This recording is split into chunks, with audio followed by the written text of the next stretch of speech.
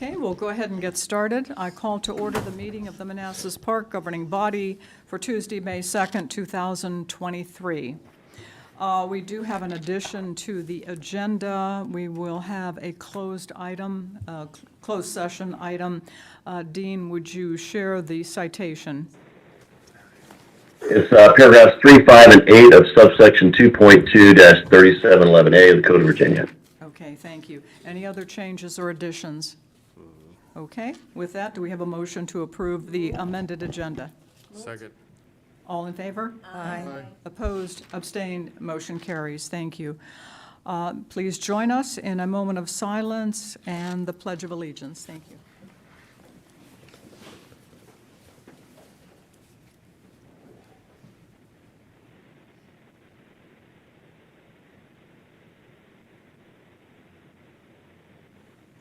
I pledge allegiance to the flag of the United States of America and to the republic for which it stands, one nation, under God, indivisible, with liberty and justice for all. Okay. No public hearing, no recognitions. Moving on to information, we have Celebrating Freedom event schedule.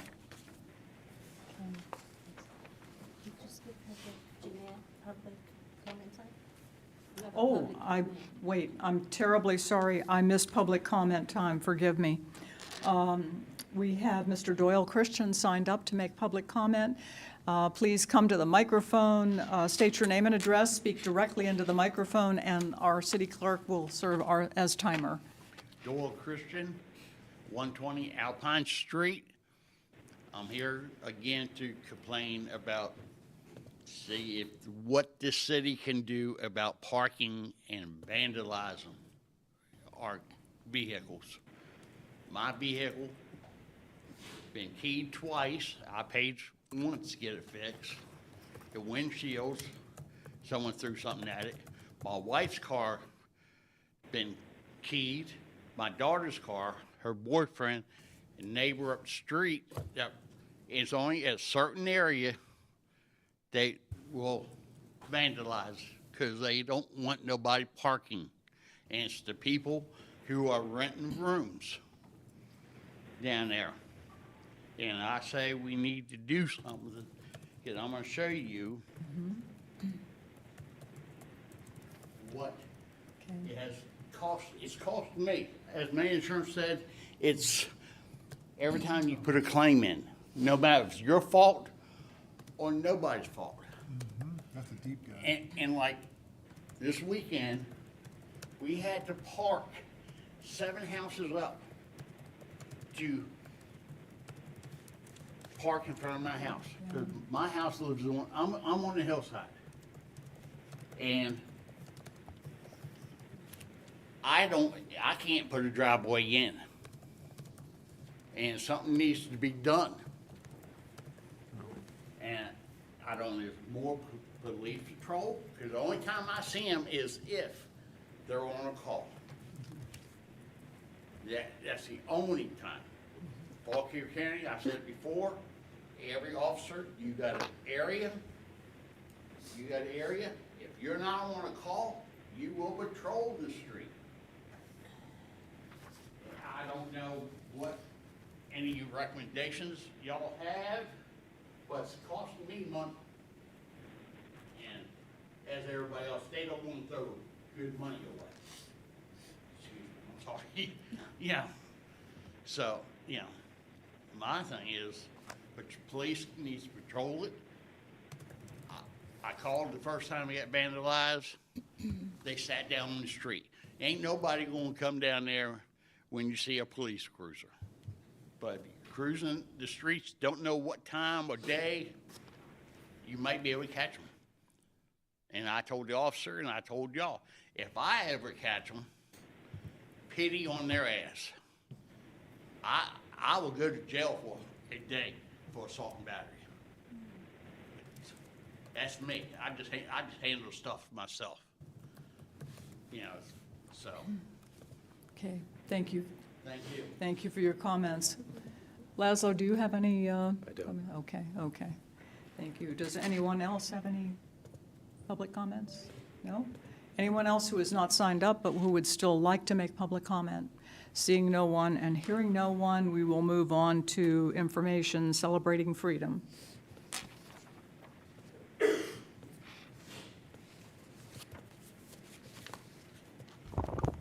Is this, oh, yeah, it's on. All right. Good evening, Mayor, members of the governing body. My name is Caitlin Collier. I'm the event specialist over for Parks and Recreation. And then tonight I have Lauren Luck with me. She's the marketing manager for Parks and Recreation. And we will be presenting on a series of events that we're calling Celebrating Freedom that will occur between the end of May and the beginning of July. Did it switch? Okay, good. So as you can see on the first slide, we have the event flyer. I have it with me. And then we also have our light pole banners, which we did bring with us this evening to show you guys. You gotta flip it. So these will be hung on the downtown plaza light poles from May 22nd through July 7th. And then just to kind of give you an overview of the events, we will go into more detail throughout the presentation, but just to kind of run through them quickly. On Friday, May 26th at 1 p.m., we'll have our flag lowering ceremony. That will be here. At Thursday, June 8th, we'll have our Veterans Appreciation Dinner. That will be at the Community Center from 5 to 8 p.m. Friday, June 9th, we will have our LGBTQ flag raising at 7 p.m. here at the downtown plaza this year. June 16th, we'll have 2 events that day. So one will be a flower laying at the cemetery, and then the other one will be a Juneteenth celebration here from 6 to 8 p.m. And then we'll finish it out with the July 1st celebration, which will be over at Signal Hill Park for the fireworks. I'll let Lauren kind of do this one. She's our social media girl, so. Good evening. Okay, so for our social media calendar, for the lead up, we're going to start teasing Celebrating Freedom flyer, which we have right here. Did I just change this? Okay. Which we have right here. So we'll start this, will be first on social media. We will then start to ask the Manassas Park residents for veterans, for pictures of when they were on duty for our veteran meal reel, which Caitlin said will be on June 9th at the community center. And then we'll also ask residents for veterans that they would like to highlight that we would use throughout the months. The week of 5/22, we will highlight and share pictures and the significance of the downtown banners. And then we will also share the RSVP link for the veterans meal at the Manassas Park Community Center. On Friday, 5/26, we will stream the flag lowering ceremony, and we'll also share the library's collage post, which will be veteran-themed. The week of 5/29, we will share the Manassas Park Community Center's 1776 military discount. And then again, we will highlight Manassas Park veterans and share the library craft and create post. And then we'll share info on the veterans meal, which takes place on June 9th. The week of June 5th, we will share info on the veterans meal at MPCC. We will also continue to highlight veterans. We will reshare pictures from the meal and then share the video from the veterans meal from June 9th. The week of June 12th, we will share the video from the veterans meal, and we will highlight LGBTQ veterans since June is Pride Month. The week of June 19th, we will share the library and Parks and Rec Juneteenth posts. The library will be having an author reading, and then we will also be laying flowers on the graves at Naylor Cemetery. And then we will also share, pictures from the Juneteenth event that will be down here at the plaza. And then we'll also highlight African-American Manassas Park veterans in honor of Juneteenth. The week of June 26th, we will tease the July 1st flyer and tease how we're going to do hot dogs for vets. And then we'll highlight city staff veterans and share the library craft and create post. And then to wrap it all up, we will share pictures from July 1st celebration, and then we will thank our veterans. Okay, so just a little bit more information for each of the events. So up first, we have the flag lowering. That one will be on May 26th at 1 p.m. here on the plaza. We'll have some light refreshments. We'll invite governing body, city residents, veterans, organizations, anybody who would like to speak on the importance of Memorial Day is more than welcome to come. We'll lower it that day, and then it'll come back up on May 30th. And then our Veterans Appreciation Dinner. So this will be June 8th from 5 to 8 at the community center. Essentially, we're looking to hold 125 Manassas Park veterans for a fully catered dinner, and then invite city staff to speak, invite governing body members, and then we have graciously been given the honor guard by the Manassas Park Fire Department. They would like to come to that event, and then, as she said, display the veteran pictures, just as another form of, thanking and recognition for the meal. And then Juneteenth. So this one is a two-part. We'll have the flower laying at the ceremony, or at the cemetery earlier that day. And then we'll invite everybody to come back over here from 6 to 8, invite governing body, the Naylor family, city staff, anybody who would like to come and just recognize and talk about the importance of the Juneteenth holiday. And we're looking to have a food truck there, as well as some refreshments as well. And then we will be having our own kind of in-house. He's an employee. His name's Todd Sproul. His art has been featured quite a bit throughout Black History Month, and he'll be doing an art exhibit as well as creating custom pieces to give to the Naylor family as well. And then to wrap it all up, we'll have our July 1st, essentially a complimentary meal for military members, veterans, and their families. All they have to do is come, show their military ID, and they get a free hot dog, chips, and drink, and then they can join in on the fireworks. So just our final thank you and appreciation for them. And that's all. If you have any questions. Oh, that was great. That's shaping up to be a wonderful month. Yeah. Comments or It's very questions? busy. Yes, ma'am. Regarding the pictures for the veterans, Yes. do they have to be living veterans or can they be past? We want as many as we can get. So it can be from 6 years ago. It can be from yesterday. We want to get as many as we can, just so that way we can put them on social media. We can play them for the dinner. So anything, we want it. Okay, and veterans that have lived here in Manassas Park? That would be, yeah, I would say Okay. preferred. Even if they're not still living here, it's completely acceptable. Okay, because there is a Facebook page for Okay. people that have grown up in Manassas Park. Okay. And many of the folks that grew up here, my generation and below, parents were World War II vets on Yeah, up. that would be So I awesome. would recommend, I'll, through the city manager, I'll send you Okay. that Facebook page. That would be a good place to Yeah, start. that would be perfect. Thank you. Comments or questions? No, thank you for putting that together. Yes, go ahead. You I'm excited, Caitlin and Lauren. I mean, anytime you two have put energy and thought behind something, I know it will turn out wonderful. So I just want to appreciate all the effort all the staff has put in towards this. Thank you. Thank you. Look forward to it. Just a quick question. What's the significance for 1776? Does that mean anything, or what is that? I got it wrong, so I'm going to get Lauren to explain what Seems like 17.76. an odd number disc. 1776 is when the Declaration of Independence was signed. I We're see. celebrating Okay. freedom, when Okay. America got their freedom.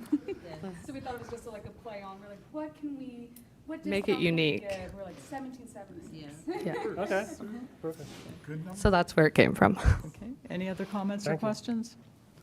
Do we know which food trucks are going to be participating? Not 100% sure yet. We've gotten a couple that we've reached out to, so once we know, we'll definitely add that information. Okay, that was wonderful. Thank you. Thank you. Thank you. Very much looking forward to that. Okay, moving on to wait a second. Consent agenda, excuse me. Moving on to consent agenda consists of the minutes of April 18th and April 25th of 2023. Do we have a motion? Move the consent calendar. All in favor? Aye. Opposed, abstained, motion carries. No unfinished. Moving on to new business, interior decoration update and budget guidance.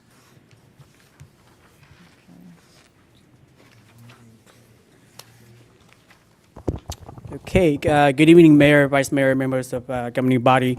I believe a couple of sessions back, Mr. Palco briefed you guys on sort of the concept of the interior decoration project.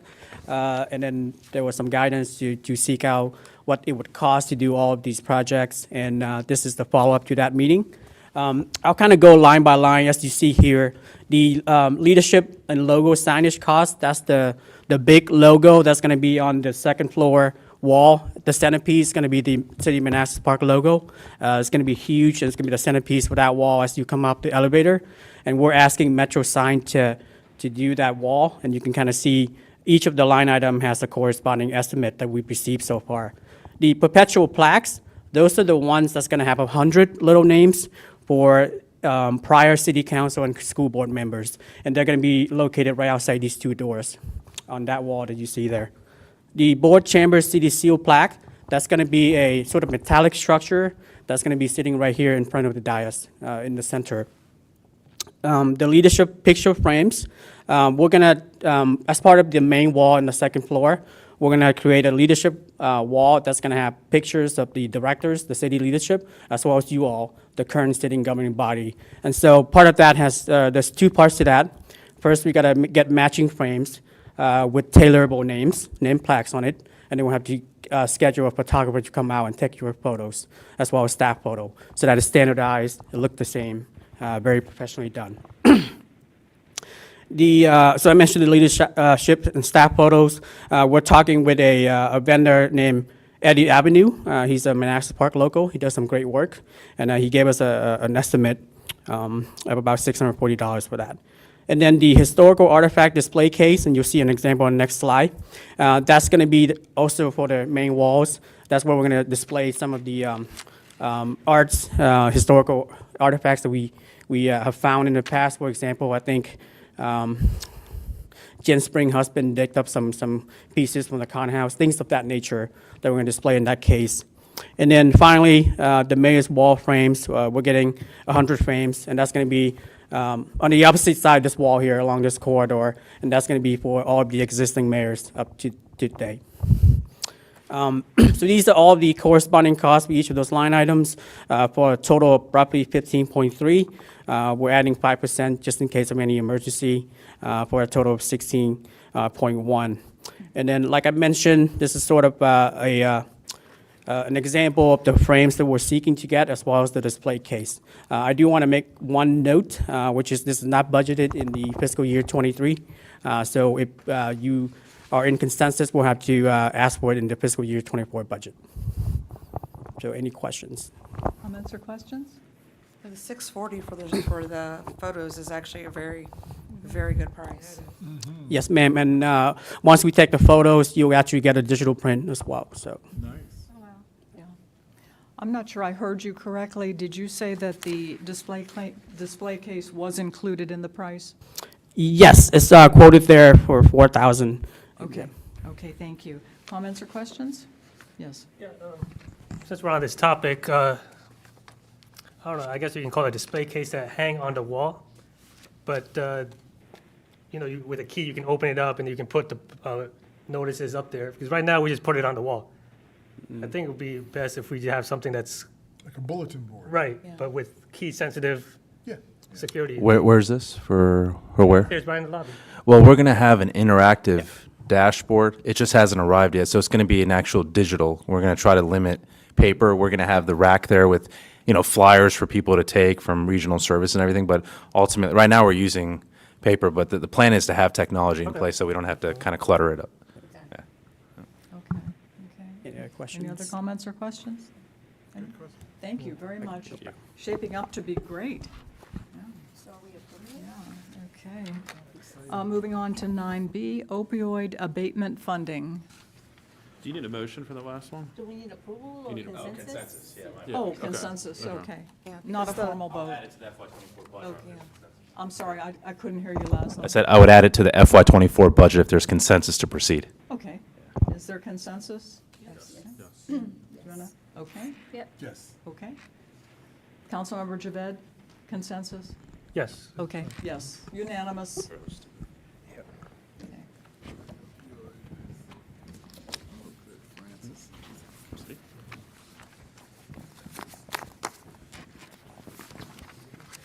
Welcome, Francis. Francis, don't use that. Just use the mic there. He said it's working. Can you hear me? Just don't use it. Use the mic there.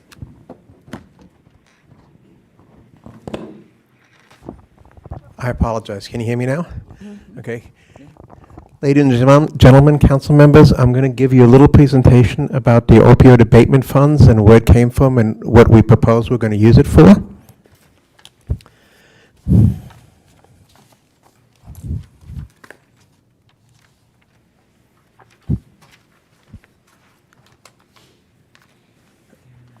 Okay, it's changing up there, but not changing on my screen, but that's okay. So basically, the background, there was a lawsuit, national lawsuit that was consolidated, and every state signed on to it. And there was a opioid settlement. And of that opioid settlement, the Virginia signed a allocation memorandum of understanding with all the cities and counties, including the city of Manassas Park. Of that, the General Assembly passed a statute mirroring that MOU, and then set up in 2021 an opioid abatement authority, OAA, that is now in effect and running. And basically, even though it was set up in 2021, it actually went into operation at the end of last year. They've had a number of meetings, some of which I've attended, virtual in Richmond and things about what to do with the money. And basically, one of the key things to remember is only cities, counties, and state agencies can get these funds.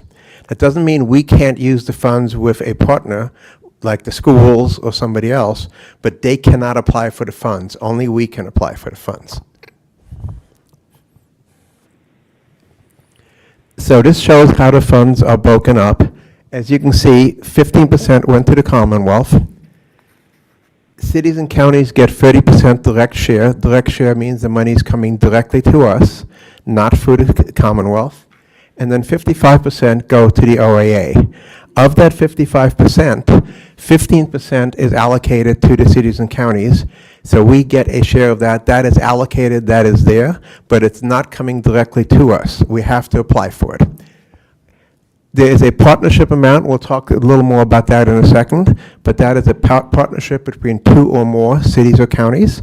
So for example, us in the city of Manassas, or us in Prince William County, or anybody else can apply for those funds.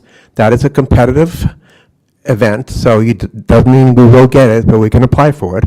State agencies get 15%, and then the OAA has 35% that's unrestricted. They're using that 35% to give us a bonus. They call it the gold standard, and we're going to talk about that in a minute.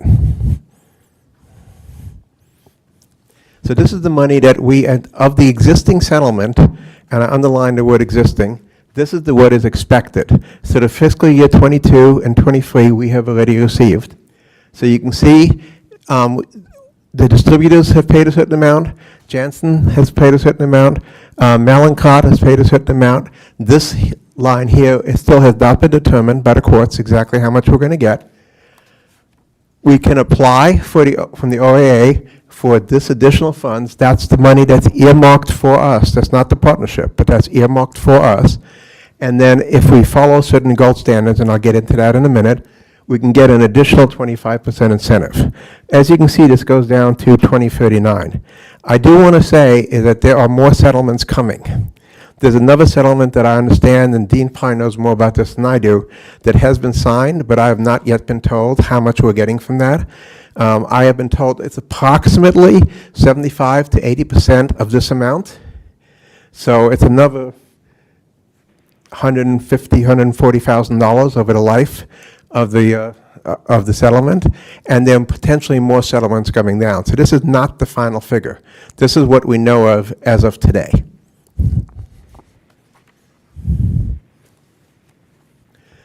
So the city of Manassas Park, as of today, has received a little bit over $24,000 in our bank account.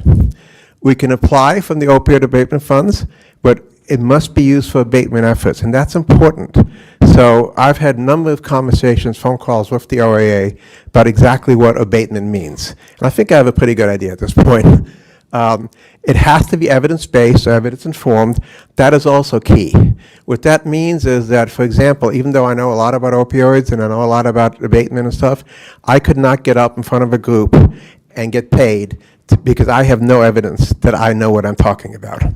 And that's actually critical because there are we'll talk about some of the school things that they're interested in doing, and I've had a lot of discussions with the authority about whether that's permissible. The initial application period ends in 3 days. Don't worry about that.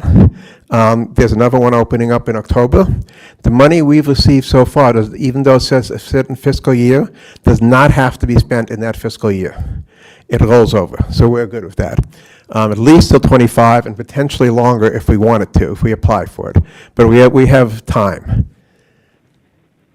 As I said earlier, we expect additional settlements, and I have been engaging discussions with other departments, including the schools, as to what programs they think would be useful to spend these money on. So we talked about the direct distributions. Those are the money that came directly to us, and this is what that is all about. We also talked about the money that went to the OAA, to the cities or counties that we have to apply for. The OAA has set forth this gold standard. They recommend, and Mr. Palco and I recommend, that we follow the gold standard for everything that we do. And the reason for that is because it makes it a lot easier from a reporting point of view. There's a lot less requirements if we just follow the gold standard. And that way we know we're within, we don't have to read each settlement agreement, we don't have to do all the reporting, we meet the gold standard, we're good. And we get the extra 25% too.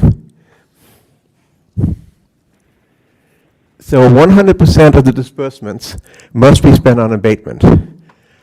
We cannot, what that also means is we cannot use any of it to supplant existing programs. So if we have a program, or the schools have a program, or somebody has a program that already exists, and it's budgeted for next year, we can't say, oh, we won't spend that money, instead we'll use OAA funds. That's supplanting. We can't do that. They will not permit that. Indirect charges are not allowed also. Also, we can't do things like, gee, let's pay part of Francis's salary out of the OAA funds. Now, if we wanted to hire somebody just for opioid abatement, that we could do. I'm not suggesting we do that. I'm just using that as an example. Some of the jurisdictions we're talking about hiring police officers just for opioid. They can't use existing police officers, but they could hire one if they wanted to. So the OAA's responsibility is to figure out what qualifies as abatement. And again, like I said, it must be evidence-based. And it can be a variety of things. There's things that I did not list, like there's in-prison programs, in-jail programs for keep people coming back into jail, things like that.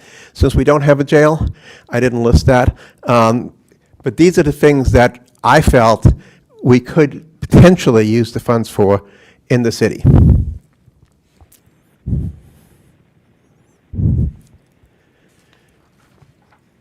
Again, as I said, they suggest, and I certainly highly recommend, that we adopt the gold standard. That's the first line. That makes sure that we stay in compliance with the settlement requirements for the entire years of the settlement. It makes the accounting much easier. It makes it easier for the Commonwealth and for us to apply for additional funds with new settlements come in, and they expect new settlements to come. And it gives us, like I said, the 25% incentive. Not a whole lot of money, but it's still, it's money. So this is the gold standard. When we apply for the funds, we will tell the OAA that we are meeting the gold standard, and the application will show that. And it must have a resolution for signature from you all giving Mr. Palco signature authority. And that is in the packet as the resolution. I drafted that resolution with Mr. Palco and with Dean, so that should work. We will have, it's good for 2 years, and so we'll have to come back and do another resolution then to go, because this is goes, I think, to 2035, I believe it is. So it will have to be renewed. As I mentioned, there's the individual distributions, which we just talked about. There's also cooperative distributions. The cooperative is when two cities or a city and a county or multiples get together for application. These are competitive, the cooperative. So for every cooperative distribution we apply for, you apply separately. There are two that are in your packet. We've been talking with the county, and we'll talk about that in a minute. But the OAA wants to distribute these funds equitably throughout the state. So, using an example, Fairfax is not going to get all the money. We're not going to get all the money. Southwest Virginia is not going to get all the money. They're going to distribute it throughout the state. As of last week, there was only one application that had been submitted. The application deadline is day after tomorrow. I actually got an email just as I was sitting there from Prince William that they submitted the application, the joint application, pending you all's approval. And they specifically said pending you all's approval. And I think the same is with the city of Manassas. So the cooperative agreements, you have to have 2 or more participating cities. Somebody must be designated as a fiscal agent. In the proposal that we made to you all, it is not us. The fiscal agent is going to be the county, which I think makes sense. And then there must be separate accounting. Again, the county will handle that. And it must note if the city is applying any of our individual distributions to that cooperative agreement. You don't have to. You can just support it without actually giving them money. As you'll see from the proposal we put forth, one of them is us putting in $2,000 to it, and one is us not putting in anything, just supporting it.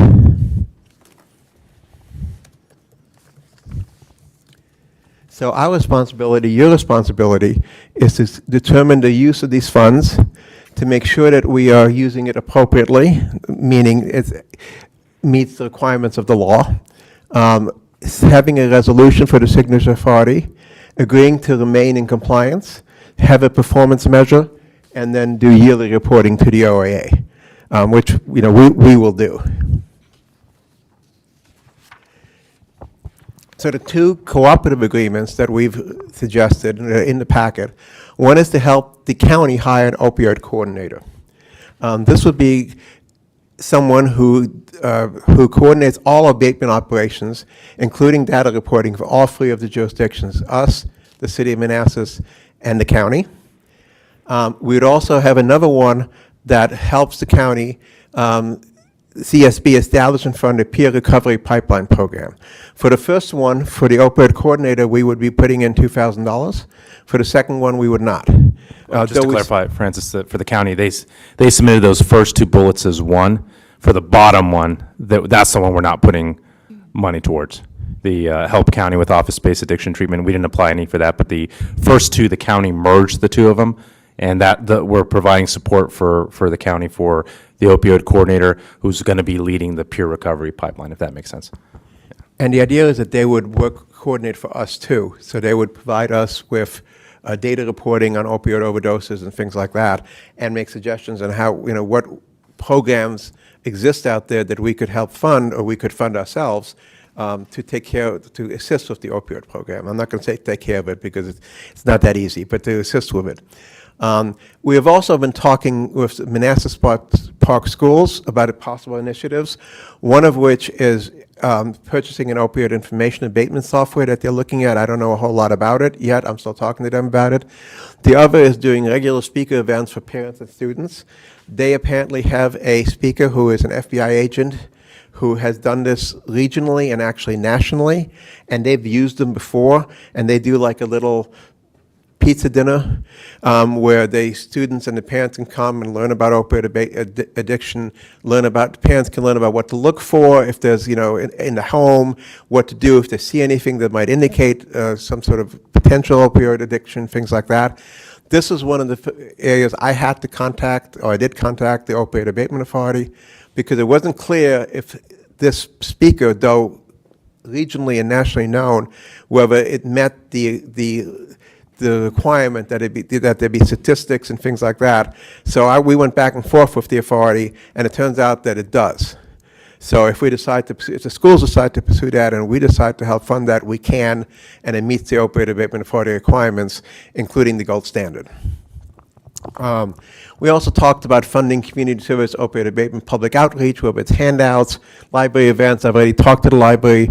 They're all for it, and we're thinking about different ways to do, including things like providing for the community Narcan training, which is called Revive. I'm actually a Revive instructor, but we do regular trainings both in English and Spanish. Support for the MAP clinic. I'm actually having a discussion with the MAP clinic on Thursday about some ideas that they're having to see, to try to flesh them out a little bit more. And basically, I've talked to all the different departments in the city saying, if you have any ideas, and all of you also, if you have any thoughts or ideas of how we can help the citizens, how we can help our people, either overcome opioid addictions or prevent them from getting addicted to begin with, that is what this money is for. That is what we'd like to use the funds for. And just to add also, the MAP clinic, the George Mason is looking to partner with the county and the cities for this peer recovery pipeline and providing some additional support for that. So we're excited about that. So yeah, so I'm not an expert on opioids, though I'm certainly becoming one, I think. But please, if you or your constituents have any ideas of how we can prevent people from using opioids, how we can teach both adults and children, and I hate to say it, certainly when I was a child, we didn't think about things like this, but young children, how to keep them from getting hooked on opioids, make them understand the dangers, making them know what to look for, same thing with the parents, same thing with adults, and once somebody is hooked, how we can help them get off. That's what this program is all about, and that's what we're looking for. Does anybody have any questions? Thank you, Francis. That was excellent. A lot of terrific information. Actually, I have two questions. My first question is, on page 6, I see the word recommend used regarding the gold standard of record keeping. So if the financial assistance is approved, will the legally binding agreement require the 3 localities to implement the gold standard? Yes. It will? Yes, so if we apply for a cooperative agreement, which I think is what you're referring to, the cooperative agreement, that will meet the gold standard. It will not be approved by the OAA unless it meets the gold standard. Okay, so all 3 will. Okay, thank Yes. you. My other question is, what is the source of the evidence-based methods, programs, and strategies? That is a very good question, and I don't have a very good answer for it. And the reason I say that is because, for example, I'll use this FBI agent. It was not clear to me whether his program was evidence-based. I had to talk to the OAA 3 different times, and they went back and forth among themselves, and I sent them information about this person and his program and what he does and things like that. And they finally came back and they said in an email, so I have it, that says, yes, this is okay. But there's no there's no book or no handbook you can just look up and say, okay, this is not. Now there's some programs, the state has some programs that they've listed as saying, this we know is evidence-based. That I can look up. And many of them are school-based, and I've already given that information to the schools, so that if they're interested in any of those programs, we can certainly pursue that. But it's a very gray area, and basically we have to get an opinion, or I have to get an opinion from the OAA to say, yes, it is, we're not sure, no, it's not. So there's nothing like Georgetown Hospital or Johns Hopkins or NIH that you could make use of? So Anything we're going to do, we have to check with the OAA. Right. So they're our authority that's doing the reporting for us. So even if John Hopkins says something, we're not just going to rely on that. We have to check with the OAA to protect the city. Yeah. I mean, So we would recommend they, of course, do all their research, but we have to rely on them for the Yeah, I would guidance. think it would not be that difficult. Okay, thank you. yeah, I will say, the OAA, I think, has done a pretty good job, considering they've only been up and running, I think, since November, so they haven't been around that long. And they're very responsive. So I've talked to the director and the executive director directly of the OAA, and they've been very responsive. We've had phone calls with them, Zoom meetings, things like that. But they admit they're still learning. This is very much, the first inning for them, and I'm sure it'll be better in, a year or two, But, and they're getting ideas from us, from the people out there. Okay, thank you. Comments or questions? Yes, ma'am. So on slide 8, the fourth bullet and then the fourth sub-bullet of efforts to reduce overdose-related death and or harm, I would imagine that's where the Narcan training would possibly fall. That's correct. Now, an extension of that, does the Narcan training also have a Narcan distribution? So yes, so the way the Narcan training works currently is, so let me take a step back. The Narcan trainers, there's a program called Revive, which comes out of Richmond, and the state provides Narcan to the trainers to give out at the classes. Now, I know when I was, before COVID, when I was teaching it a lot, we actually gave it out at the class individually, let's say to you. Now, they're actually doing some classes remotely by Zoom or whatever, and they're giving it out by mail. So they're mailing it to the participants. I just came back from a conference, from a nature conference in Atlanta last week, and one of the things I saw there, which I haven't discussed yet with anybody, but for example, you can actually now think of a Coke machine, but the dispenser's Narcan. And you can put it anywhere. You could put it on the street corner, you can put it, in the community center, you could put it wherever you want, and people who can get it without putting the names in, if you don't want to capture the names, because people are not going to necessarily put their names in for something like Narcan. And that's a program that the public health planners in the region are looking at right now.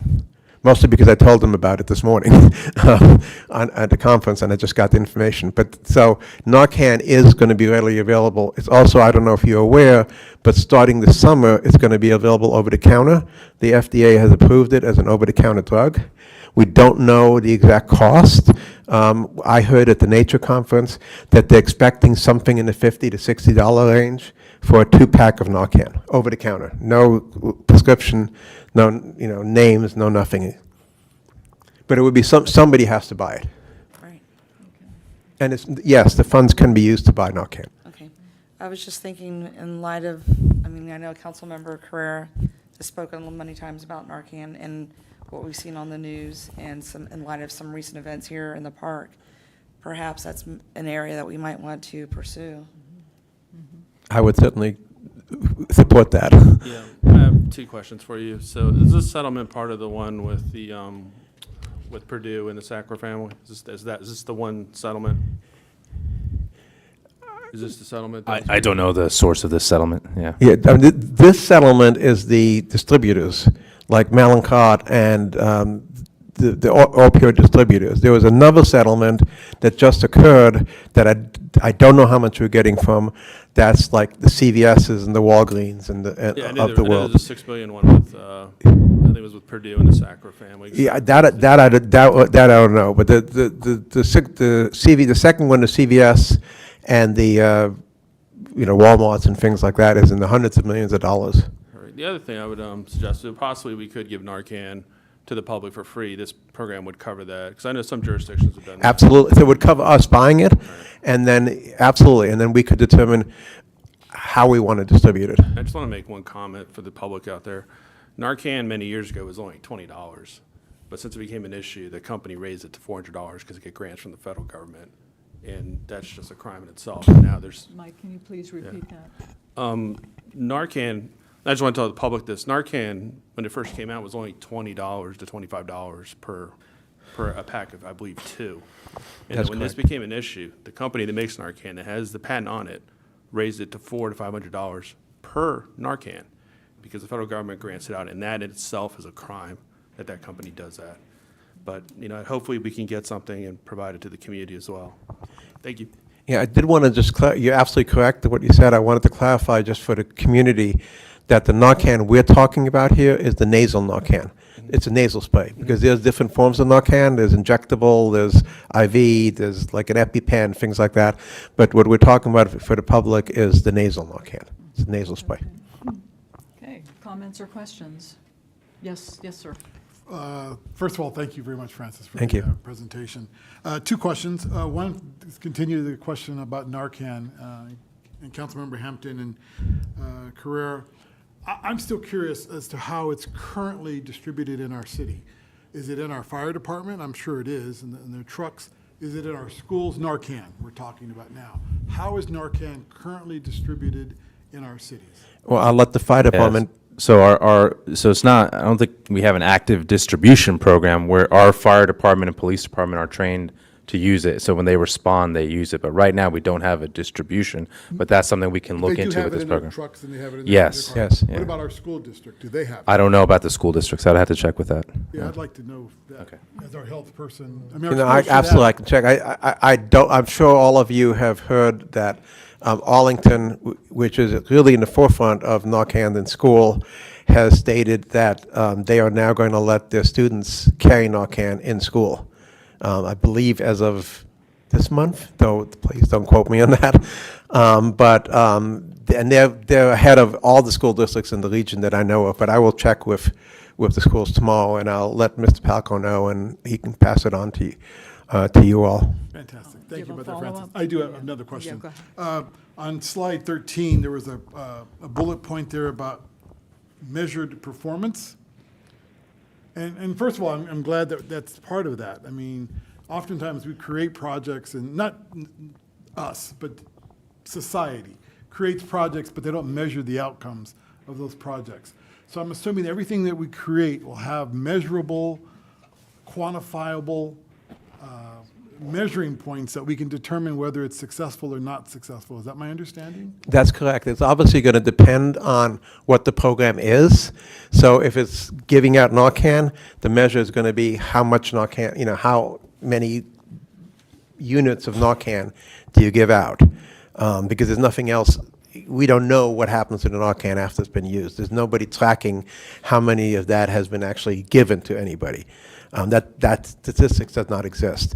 If you're talking about giving classes like the schools, how many people attended, so there will be some measures, but it is going to depend on the type of program that we're doing. And before those measurable performance measures, they go and reviewed by whom? The board, or by this body, the governing body? Well, Who we would actually- report to you, Okay. and it also would have to get reported to the OAA in Richmond as part of the annual reporting to them. Yeah, so just to add, so when the Community Services does their quarterly reporting, we're hoping to give you guys more of a summary, what's been spent, what are the programs. But that's why we partner with the county also for the opioid coordinator, because they're going to be able to consolidate all the data across, every source about how effective the 3 jurisdictions are in our efforts in the specific issue. And we're going to do our best as well for our specific programs, but really, we're going to rely a lot on the CSB and the MAP clinic to assist us with this as well. Yeah, that's the CSB's mission. We pay for them over $1.3 million of taxpayer money for them to manage this kind of stuff for us. Yes. So Francis is a liaison with them, but we're really going to rely on their expertise and that opioid coordinator to help us out with this. And so we'll get the information on a quarterly basis. that measures. There's no information to give yet, but when there is, yes. And will we sit on this, if we get the funding for the county and for Manassas to hire this coordinator, will we sit on the hiring panel, or have any voice in who's hired in that position? I would have to talk with the county executive. That would be a county employee. So if they hopefully they would allow Francis to participate. He's on the CSB board. Yes, Yeah. we need So that'd be the on goal. that panel. Yeah. I'd be happy to be on the But panel. again, so- can't speak for the county executive in terms of allowing us to participate in that. Well, I figured if we're contributing some of the money, we should be at the table. I don't disagree, but it's not my decision, so, yeah. I understand. Thank you, Francis. Any other? Yes, go ahead. Hey, good evening, friend. Do we know at a state level if they made any limits to, I guess the source is, when physicians over-medicate or prescribing these opioids to their patients, right? That's the whole opioid Well, crisis. no, a lot of opioids come in illegally. Well, yeah, So, that I mean, too, there's a whole, it's probably more of the illegal, because don't forget, we're talking about heroin, we're talking about fentanyl, and a lot of it now, the problem is with, Oh, right. with opioids that are laced with something, like, something that is laced with fentanyl particularly. There's another drug now called xylazine that's not an opioid, that's becoming a big problem, that's lacing opioids. But so it's not just, And Narcan doesn't work for that. Narcan does not work for xylazine. It'll work for, xylazine is a horse tranquilizer. I have horses, so I actually know something about xylazine, but it's a horse tranquilizer, and they're using it to adulterate basically opioids. So it works on the opioid part, but it does not work on the xylazine part. It's really nasty. A certain amount of the opioid crisis is from over prescription. I believe that has been reduced because there's limits, federal limits, on how much you can prescribe. You can't just go say, here's 100 pills of codeine or, oxycodone or whatever and have fun. Those days are gone. In fact, there's an issue with people not being able to get the drugs that they need. But much of it is coming in through either, basically illegal pipelines, both from the north and the south. I mean, I guess we answered my follow-up, but the other question, I mean, we have the senior population as well. We got focus on them as well because if some of them don't have, might be uninsured, might go through those other routes. And I think having a whole campaign of basically asking our community who's using it or as a prescribed medicine or not prescribed medicine, and maybe delivering a message to them on how to deal with it properly, the use of it. Absolutely, and coming back to what you said about Narcan, I mean, in my opinion, anybody who has opioids at home, even if it's prescribed, probably should have Narcan at home, because you might take one by mistake, you take an extra one. Right. I've been on rescue calls like that, where, the person was not an addict, but they had a little more pain today, so they thought they were taking That's extra what I'm one. saying. And, They might not know that they're addicts, right? Right. Because it's a morphine, right? They're getting the Yeah. rush, so they keep taking it thinking it's okay. Yep. Right, so it's some type of campaign to say, hey, this. Absolutely. Yeah. I mean, there's a whole, I think what you're getting at, and correct me if I'm wrong, but the whole, a campaign to understand what opioids are. I mean, not just the name, but what they do to you, Right. and why it's important, not, even if you're prescribed to, if they're prescribed to you, to take them as prescribed and not as you feel. And if they're not prescribed to you, why you shouldn't be taking them at all. And also, how do you identify that there is potentially a problem for somebody else in your household? Right, And what do you do if you identify it? right. I have a question. Do you have the total count of overdoses last year and those that have been fatal? Total count for, Of overdoses last year and the ones. but I mean, in the state, In in Manassas Park. I know the state, I know they track. the Manassas Park, I do not right now, I do get it on a quarterly basis. I think it comes, Chief, I think it comes to you also, I believe. But the number for Manassas Park is very small. I mean, it was in the low single digits. They're fatal, not just. No, the overdoses total was in low single digits. And fatal was down to I think maybe one A year, the whole year? or two. Yeah, it was small, the So when I fatal. was here in 2018, I think I asked for the measure, and we had about average one a month, and they were having at least an average. of- I don't know for between 2018, but yeah. Yeah, there was a time, you're right, but a few years ago where we were seeing a lot more. But we'll have to get the data and we'll present it back. Yeah, yeah. So when you're talking about overdose, does that mean DOA?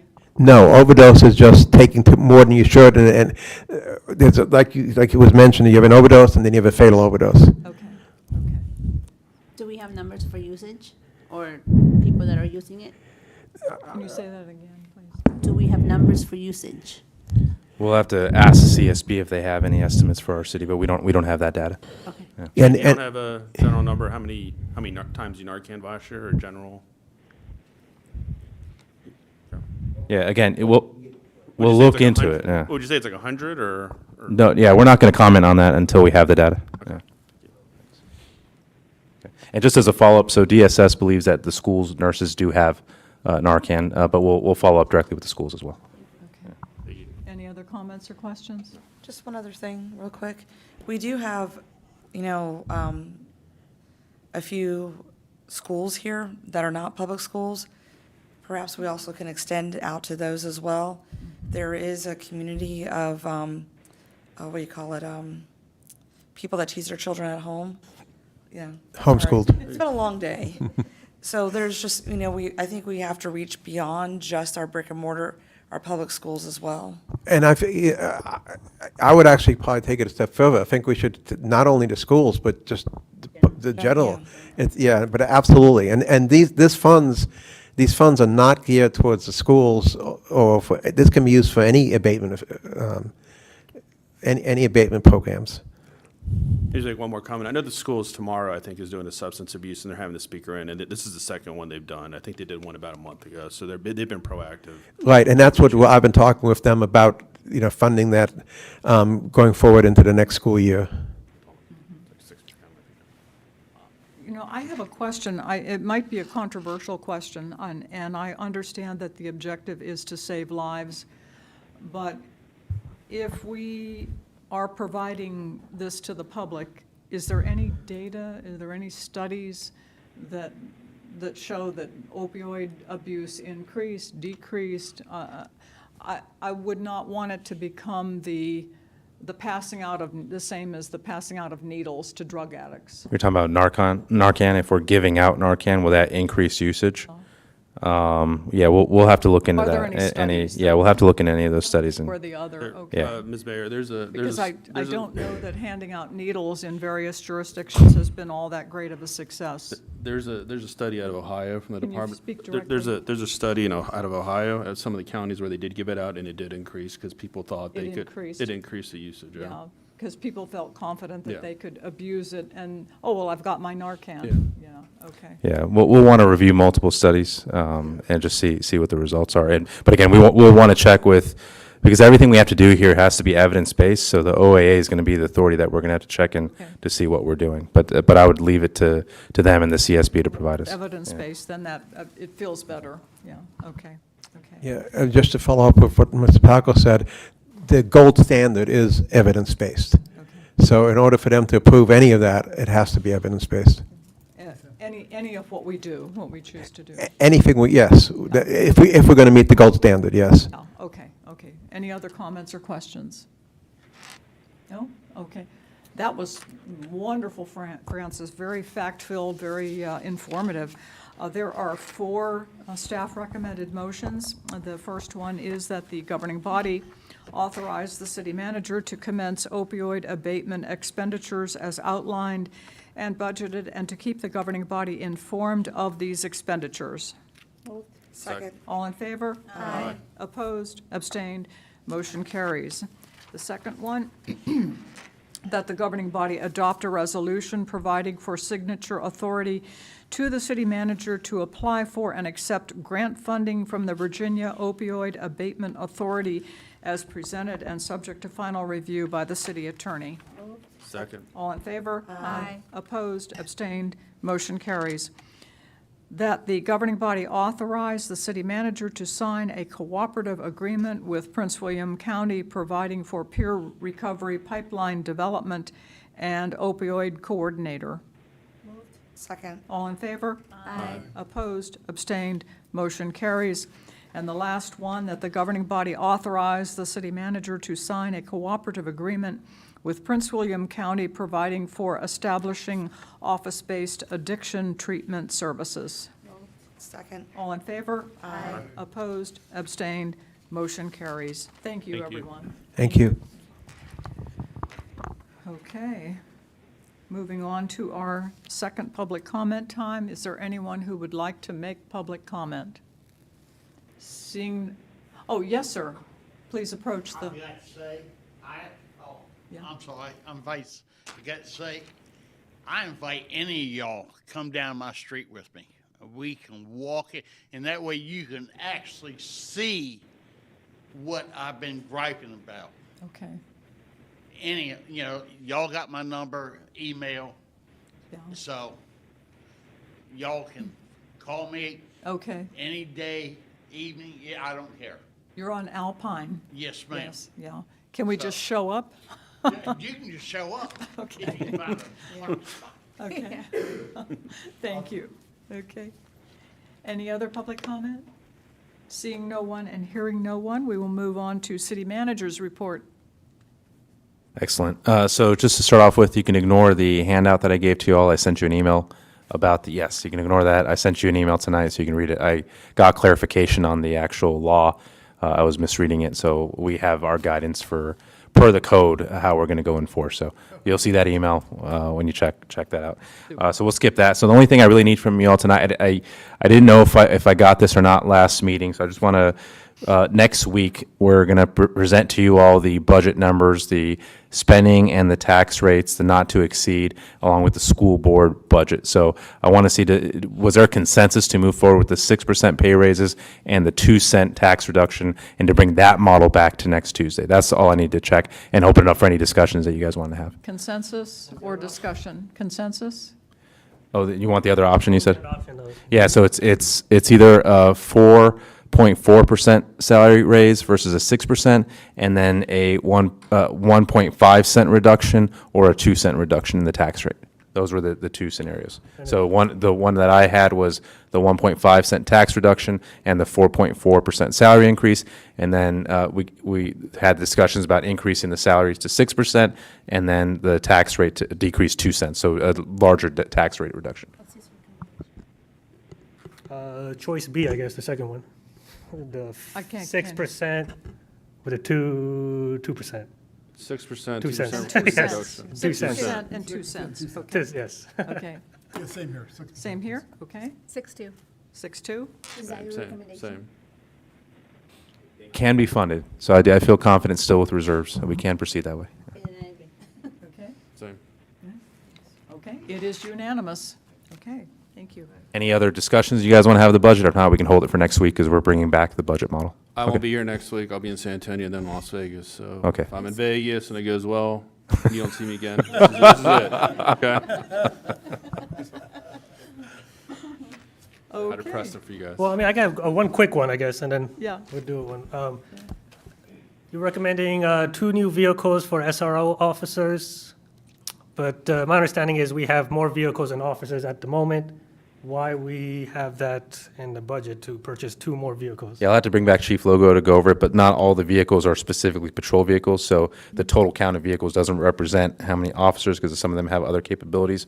But I'll have Chief present But to you that's all what I'm next saying, week. the SRO officers are not patrol, right? What's that? The SRO. No, but they can respond to calls, so they have to have those patrol capabilities. So they would need that. But Okay. we'll go next week over kind of the Okay, inventory that's of fine. vehicles and And I'll send an and email for a officers. reminder. Yeah, thanks. Anybody else? Do you have a follow-up, Councilmember Javed? No, I'll wait for next week. Okay. Okay. Are we good? I don't think we have any questions, Laszlo.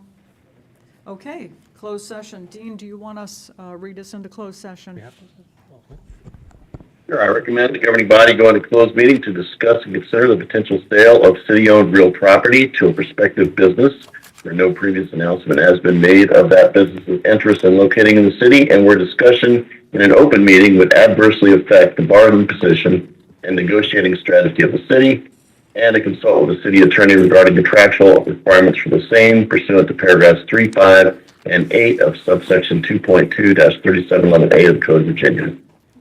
Second. All in favor? Aye. Opposed? Abstained? Motion carries. We're in closed session. 5-minute break.